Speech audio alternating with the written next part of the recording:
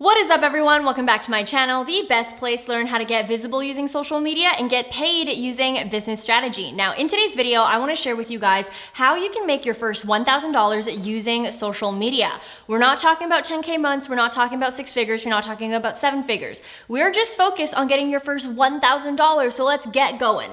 So the first way to make your first $1,000 using social media is one-on-one coaching, one-on-one consulting, or freelancing. This is how I started back in 2018, and I recommend this method if you have a small following and you have an expertise to share. And what I mean by expertise is maybe in your free content, you're already teaching people how to do stuff. You're doing educational content. In my case, back in 2018, I was teaching people how to quit their 9-to-5s because I had done it, and I was also teaching people how to use social media. What ended up happening is I saw that there was a small handful of people that would DM me asking me for personalized advice. And to this day, I still get tons of DMs about this.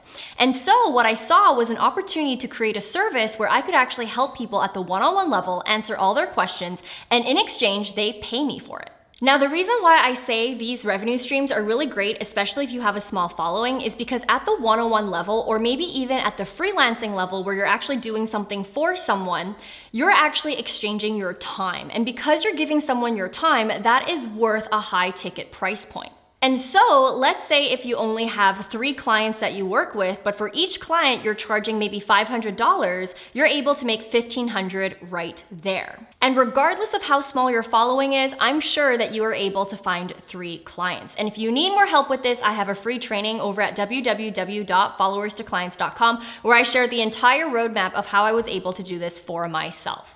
Now, at this point of the video, you might be thinking to yourself, I don't think I have an expertise to share at all, and that is very common. I felt the same way back in 2018. But here's an example of a student of mine who was already sharing tips to people on how she was able to heal her eczema. Fast forward to today, she was able to make multiple thousands of dollars because now she offers one-on-one coaching, teaching other people how to heal their eczema. And so this is the potential that you have when it comes to monetizing your content. Because remember, you're already teaching people for free at a mass level anyways on social media. Now you're opening up a stream of revenue where you're able to actually give someone your personalized advice and get paid for it. And again, if you still feel like you don't have enough experience or you're scared to actually start thinking about this, then check out my training where I cover all of the steps. Now let's talk about the next way that you can make your first $1,000 using social media, and that is selling exclusive content. Now this requires a little bit more loyalty from your audience and actually having a slightly bigger audience than the first option that I shared. Now there are many ways that you can sell exclusive content. It can come in the form of a membership or a course. So membership being something like Patreon, where people are able to access private exclusive content from you. In exchange, they pay you for it. Now for courses, it's a little bit different where you're actually packaging really high quality content for people so that they can get a specific result. So as an example, I have a course myself, and inside this program, I have all of my content that I don't share anywhere else on my free channels. It's organized in a way to help someone get a specific result by the end of the course, and that is signing paid clients for their one-on-one coaching programs. One of the best things about having a course is I only film the content once and I'm able to help people on a mass level versus the first option that I shared with you, which is one-on-one coaching or one-on-one consulting or even freelancing. You are trading your time for money. So when you start getting booked out with clients, you have a maximum capacity of how much people you can take and how much money you can make. Versus if you transition into a course or maybe even a membership, you're at least able to help people on a mass level. Now, before you start telling yourself, oh my gosh, I'm gonna immediately scale up my time and create a membership or create a course, like I said earlier, you do need a loyal following or a bigger audience. And what I mean by that is if let's say you want to do a Patreon membership or a YouTube membership or whatever else, most of these memberships are very low priced. Maybe they're about $20 a month, $50 a month, less than $100 a month, unless you add a lot of value in it.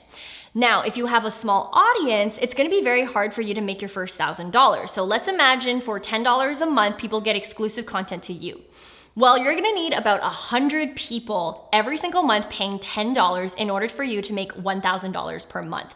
Now, if you don't even have the audience for that, it's gonna be very challenging unless you have a very small but loyal audience. And for courses, it's typically the same thing. There are usually 3 things that I like to say make up a successful program, and that is traffic, meaning that if you sell a program that's less than $1,000, $2,000, you need to make sure that you have enough people buying that The second thing is social proof.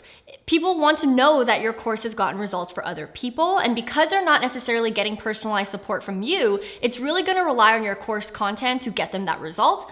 And then the third thing is a proven process. In order for people to actually get results in your course, you need to have a proven roadmap to get them a result without you being there, because again, there's no customization, there's no personalization.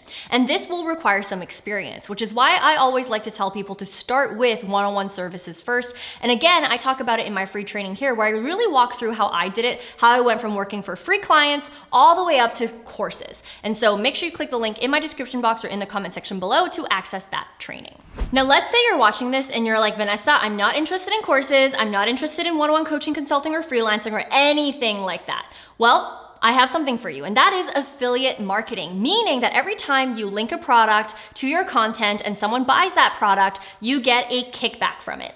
Now, here's one thing that you need to know though, is that even with affiliate marketing, depending on what you're promoting, you still need a substantial amount of traffic, because most times, for example, if you're promoting a product that you bought on Amazon and you have an affiliate link for it and someone buys it, the kickback is quite small. Now, despite all of this, I do have a bonus tip for you if you still want to make affiliate marketing work for yourself, even if you have, let's say, a lower following or not a lot of traffic, and that is being very strategic with the products that you push. Now, obviously, at the heart of it, you should still push products that you actually enjoy and that you can actually speak to.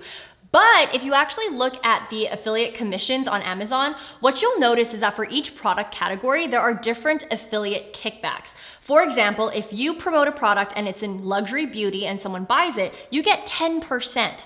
Versus if you promote something like a physical video game, you only get 1%.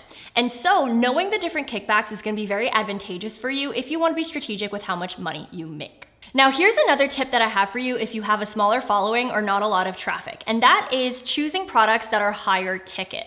Meaning, even though Amazon is only giving you, let's say, 4% commission, it is better to get 4% off of an item that is $500 or $1,000, such as anything within tech, versus getting a 4% kickback on something small like a notebook. Not only this, another piece of advice that I have for you when it comes to affiliate marketing is even looking beyond just Amazon and trying to partner with other affiliate programs, other companies, other software, other services that have a higher kickback in general. So for example, anytime someone purchases my link for Kajabi, which is the course software that I use, I get this amount. This amount is substantially a lot more than what I get paid from with Amazon. And this amount also adds up over time. And so my advice for you, especially if you're a smaller creator, is just to be very strategic with who you partner with and what types of products you push, especially if you're trying to gun for your first $1,000 using social media. Now on to the next way that you can make your first $1,000, and that is, of course, brand sponsorships or partnering with a brand. Now this is a little bit more challenging if you have a smaller audience, and so my tip for you is to make sure that if you decide to gun for brand sponsorships, that you are niched down. What this means is that most brands want to partner with creators who either have a really large audience or have a very targeted audience. Now, because you may not have a large audience, you want to focus on creating a targeted audience. And a targeted audience comes with having niche content. So for example, let's say you are a food blogger and you review food from all different types of cuisines. If you had a larger following, most companies would likely partner with you. However, if you have a smaller following, let's say less than 10,000 followers, then it's going to be a little bit more challenging. So the secret sauce and what I would recommend is to actually niche down. So imagine instead of you reviewing food from all different types of cuisines, you niche down to just Japanese food. That way, you're now going to have leverage. You're now able to approach any Japanese restaurant and say, hey, even though I don't have a lot of followers, I can guarantee that almost every single person who follows me because they want to try the best Japanese restaurants in the city. And the reason why you can say this is because you've niched down, meaning you can almost guarantee to these companies that about 90% of your following is going to be interested in their Japanese restaurant if you review it. And so the game that you're playing here is you have quality over quantity. Anyways, guys, at this point in the video, I shared with you guys some ideas on how to make your first $1,000 using social media. Remember, if you're interested in courses, one-on-one coaching, anything like that, that is my bread and butter, and I have a free training up here where you can access. Link is in the description or in the comment section below. I post a lot of content on social media, marketing, entrepreneurship, and all the likes of that. So make sure while you wait for next week's video, you watch these 2 videos that I have here as well. I promise they will not disappoint. As always, guys, I appreciate you. I hope you guys have a great day, a great week, and a great life, and good luck with monetizing your social media. Bye, guys.